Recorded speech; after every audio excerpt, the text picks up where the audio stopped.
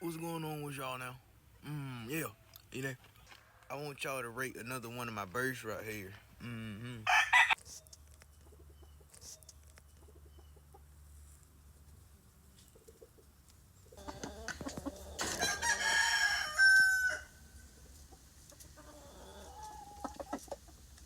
All right, now I know I get it. He isn't the best looking. But I really like that bird because it's the back right there. The back placement he got on there was a damn good back there. Get that back up there nice and thick, nice and strong right there, and put him like on a Ronnie Coleman diet. He can't be fucked with. Now you hear me?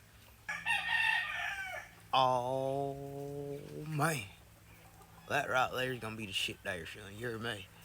My buddy Jimbo, he supposed to, we was just on the phone. He was talking about he was gonna come down here. He want y'all to tell him what y'all think about his birds there. But all right now, come here.